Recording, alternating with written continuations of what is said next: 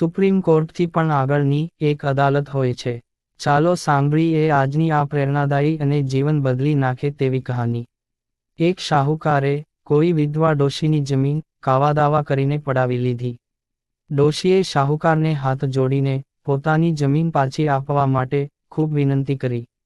શાહુકારે કહ્યું, એ જમીન હું પાછી આપવાનો નથી, તારે જે કરવું હોય તે કરી લે. કોઈએ ડોશીને અદાલતમાં જવા માટે સલાહ આપી એટલે ડોશીએ ન્યાય મેળવવા માટે અદાલતનો આશરો લીધો.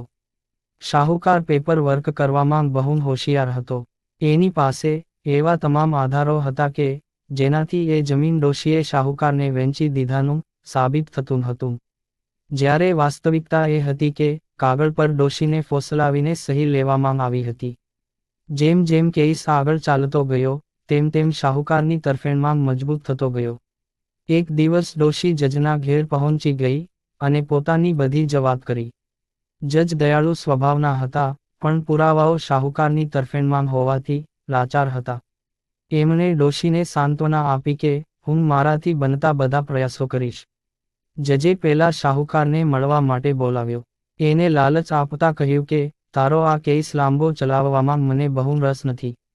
આવતી તારીખે જ તારી તરફેણમાં ચુકાદો આપી દેવા હું તૈયાર છું, પણ મારી એક નાની માંગણી છે. શાહુકારે કહ્યું, બોલો, હું આપના માટે શું કરી શકું? જજે કહ્યું, મારા ઘરના બગીચા માટે મારે એક મોટો કોથળો કાળી માટી જોઈએ છે. આ માટી પેલા વિવાદવાળા ખેતરની જ જોઈએ છે, અને કોથળો પણ તમારે જ ઉપાડવાનો. શાહુકાર આ માટે તૈયાર થયો. જજ શાહુકારની સાથે ખેતર પર ગયા. ખેતરની બરાબર વચ્ચે જઈને જજે માટીનો એક કોથળો ભર્યો. અને શાહુકારે આ કોથળો પોતાના માથા પર ઊંચકવાનો પ્રયાસ કર્યો, પણ એ ના ઊંચકી શક્યો. જજે એની સામે જોઈને કહ્યું, ભલા માણસ, મારા જેવા જજની સામે એક કોથળો માટી પણ માથા પર નથી ઊંચકી શકતો, તો પછી ઉપરવાળા જજની સામે આવડું મોટું ખેતર કેવી રીતે ઊંચકી શકીશ? મને ખબર છે કે આ ખેતર તારું નથી. ઉપરવાળાથી તો ડર. જજની આ વાત સાંભળી શાહુકારને પોતાની ભૂલ સમજાઈ ગઈ.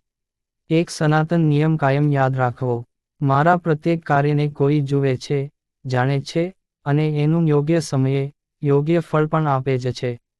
સુપ્રીમ કોર્ટથી પણ આગળની એક અદાલત હોય છે, જેમાં સૌનો યોગ્ય ન્યાય થાય છે. તેમાં અમીર ગરીબનો કોઈ ભેદભાવ નથી. તો હંમેશા સારા કર્મ કરીએ. જય શ્રી કૃષ્ણ.